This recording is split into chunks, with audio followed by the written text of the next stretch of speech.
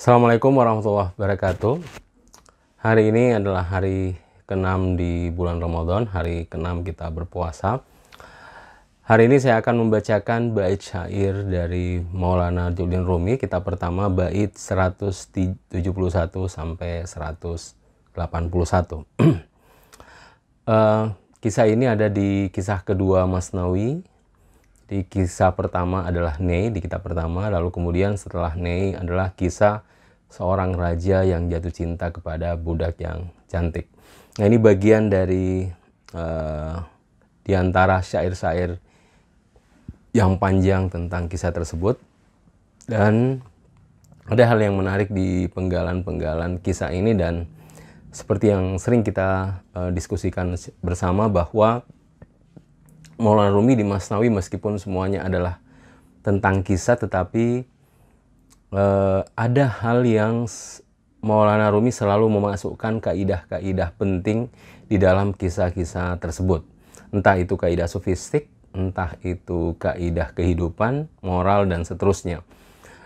Seperti pesan Animeri Simmel bahwa sebenarnya kitab Masnawi itu kita akan menemukan kaidah-kaidah yang penting di dalam kehidupan ini. Nah, saya akan bacakan bait 171 sampai 181 kitab Masnawi di jilid pertama. Kata Maulana Rumi, kata tabib, kini aku paham apa deritamu. Semakin cepat kau dibebaskan dari penyakitmu, mujizat pun akan nampak. Berbahagialah dan yakinkan dirimu. Aku akan menyembuhkanmu sebagaimana hujan menyiram padang rumput. Aku memikirkan dirimu, tak usah bersedih. Aku padamu lebih penyayang daripada ratusan seorang ayah. Tapi diamlah, tak perlu ada yang tahu rahasia ini. Jangan sampai berita ini tersebar. Jika raja bertanya, tak perlu menjelaskan berita buruknya. Saat hatimu menjadi tempat peristirahan terakhir bagi rahasia-rahasiamu, keinginanmu lebih cepat terkabulkan. Kata Rasulullah, siapa yang menyembunyikan rahasianya, keinginannya lebih cepat terkabulkan. Lihatlah benih yang tersembunyi di bawah bumi. Rahasianya memberikan hijau-hijau mekar di kebun dan tanaman. Jika emas dan perak tak tersembunyi di balik bumi, apa mungkin bisa berada di dalam mineral? Janji-janji jujur dan tabib mampu memenangkan dan meyakinkan budak itu dari rasa takut dan cemas. Janji-janji yang benar akan memenangkan hati, janji-janji palsu hanya akan menawarkan luka. Janji orang-orang mulia bagi harta karun, janji orang-orang yang tak layak bagai derita jiwa. Nah, penggalan kisah ini adalah ketika yang menyembuhkan, karena kita tahu bahwa dalam kisah itu budak yang cantik itu sakit sehingga raja memerlukan seorang tabib untuk bisa menyembuhkan. Di antara tabib yang mengaku bisa menyembuhkan, yang bisa menyembuhkan adalah disebut dengan tabib ruhani. Nah, ini setelah bertemu dan memeriksa budak itu, lalu kemudian tabib berkata, kini aku paham apa deritamu. Kalau kita ikuti kisah kedua ini, bahwa derita yang dialami oleh si budak ini adalah yang disebut dengan derita cinta. Ternyata dia mencintai seorang lelaki yang disebut dengan Zargar yang ada di Samarkand. Itu kisah Maulana Rumi mengutip kisah ini, tetapi seperti yang sering kita ulang-ulang dan juga Animeri Simmel pernah menyampaikan bahwa Rumi sebenarnya tidak sedang berkisah, meskipun dia menyampaikan pesan-pesannya lewat kisah, tetapi hal yang paling penting bagi Rumi adalah bagaimana memasukkan pesan-pesan di dalam kisah-kisah tersebut. Entah itu pesan-pesan sofistik, entah itu pesan-pesan moral, kehidupan, dan seterusnya. Nah, jadi ketika si tabib ruhani memeriksa si budak sini, akhirnya dia tahu bahwa penyakitnya beda dengan penyakit-penyakit yang lain. Tapi dia sedang jatuh cinta kepada seorang pria disebut dengan Zargar yang ada di Samarkand. Jadi tabib ruhani akhirnya tahu penyakitnya. Nah, Sehingga kata tabib rohani, semakin cepat kau dibebaskan dari penyakitmu, mukjizat pun akan nampak. Berbahagialah dan yakinkan dirimu. Ini si tabib rohani mencoba untuk membangkitkan dimensi psikologis si budak tadi untuk bisa punya optimisme untuk bisa sembuh. Aku akan menyembuhkanmu sebagaimana hujan menyirami padang rumput. Aku memikirkan dirimu, tak usah bersedih, aku padamu lebih penyayang daripada ratusan seorang ayah. Nah, jadi penggalan kalimat ini, aku padamu lebih penyayang daripada ratusan seorang ayah, ini sebenarnya hubungan antara murid dengan mursyid ya. Jadi mursyid itu bisa disebut sebagai ayah, murid itu disebut dengan anak. Kalau dalam ranah sofistik, hubungan murid dan mursyid itu, mursyid-murid itu seperti hubungan seorang ayah dan seorang anak. Makanya, aku padamu lebih penyayang daripada ratusan seorang ayah.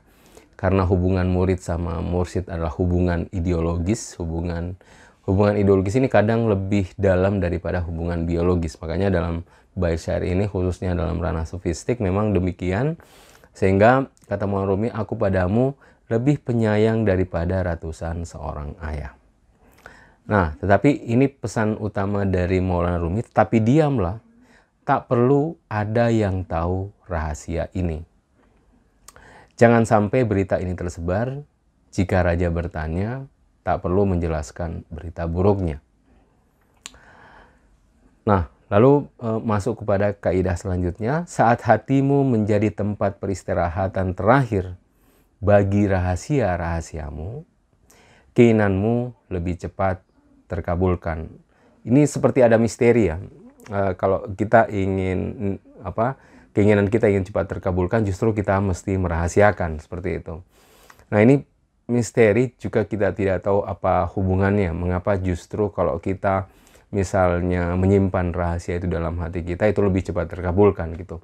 Bukankah sebaliknya ya, kalau kita minta tolong sama orang gitu, justru hajat-hajat kita lebih terkabulkan. Nah, tentu maksudnya ini adalah yang tahu hanya Tuhan, dan kita serahkan segalanya kepada Allah Subhanahu wa Ta'ala. Tetapi tetap saja ada misteri ya, karena kata Maulana Rumi, saat hatimu menjadi tempat peristirahatan terakhir bagi rahasia-rahasiamu, keinginanmu lebih cepat terkabulkan. Mungkin yang bisa kita sampaikan untuk melihat misteri ini, bahwa kita tahu dan kita pahami dan kita sadari bahwa kita ini terhubung dengan segala sesuatu ya. Segala sesuatu, bukan cuma dimensi materi, bukan cuma sekedar apa yang kita kenal kepada orang, bahkan terhubung dengan sesuatu yang ada di balik materi ini. Khususnya kalau kita memakai pandangan sofistik, kita akan tahu bahwa segala sesuatu terhubung. Nah, kalau segala sesuatu terhubung dan segala sesuatu itu adalah saling mengetahui, nah tentu kita tahu bahwa boleh jadi ada benturan keinginan seperti itu ya. Ini mungkin kalau kita ingin mencoba untuk melihat misteri ini. Nah, oleh karena itu, kalau misalnya dia lebih berpeluang untuk mewujudkan keinginan itu, ya boleh jadi dia lebih dahulu daripada kita. Mungkin ya, ini mungkin seperti itu pemaknaannya, bahwa saat hatimu menjadi tempat peristirahatan terakhir bagi rahasia-rahasiamu, keinginanmu lebih cepat terkabulkan. Ini salah satu hadis Rasulullah, kata Rasulullah Shallallahu Alaihi Wasallam, siapa yang menyembunyikan rahasianya, keinginannya lebih cepat terkabulkan.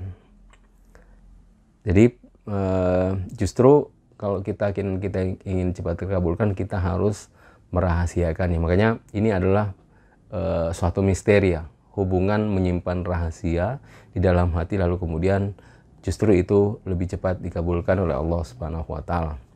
Tetapi ilustrasi berikut ini dari Maulana Rumi mungkin sedikit banyaknya bisa menyibak misteri yang ada di balik ini.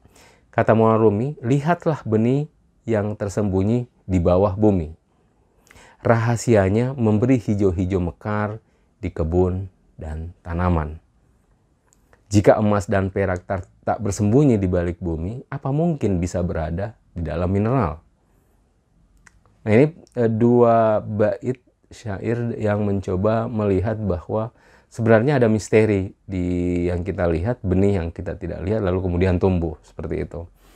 Nah, jadi mungkin ini yang ingin disampaikan oleh Maulana Rumi adalah terkait dengan bagaimana menyimpan dengan baik keinginan kita gitu. Tidak semua orang tahu, dan itu justru punya potensi yang besar agar dia bisa teraktual ya.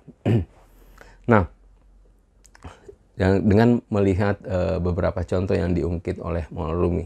Lihatlah benih yang bersembunyi di bawah bumi, jika emas dan perak tak bersembunyi di balik bumi, apa mungkin bisa berada dalam mineral? Seperti itu. Nah, sehingga dari sini melanjutkan bait syair ini untuk menegaskan bahwa si tabib ruhani ini memang punya kemampuan, sehingga si tabib mengatakan kepada budak itu, janji-janji jujur dari tabib mampu menenangkan dan meyakinkan budak itu dari rasa takut dan cemas. Janji-janji yang benar akan menenangkan hati, janji-janji palsu hanya menawarkan luka. Jika orang-orang mulia bagi harta karun, janji orang-orang yang tak layak bagai derita jiwa.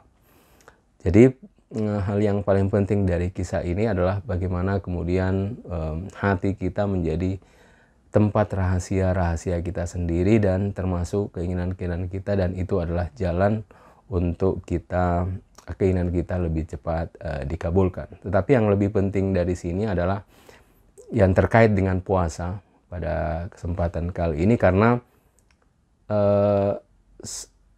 sebagaimana yang kita telah sampaikan sebelumnya, bahwa puasa ini juga yang paling penting adalah menahan. Jadi sehingga filosofi puasa itu adalah imsak. Ada imsak itu adalah menahan. Nah ini salah satu kita di bulan puasa ini belajar untuk menahan. Salah satunya kalau mengikut bait syair ini adalah menahan untuk tidak menyebutkan atau menyebarkan keinginan-keinginan yang ada di dalam hati kita. Terima kasih banyak sudah menyimak video ini. Bagi teman-teman yang mau komen atau mau bertanya, silahkan komen di kolom YouTube kami. Saya cukupkan sampai di sini. Wabillahi taufiq wal hidayah. Assalamualaikum warahmatullahi wabarakatuh.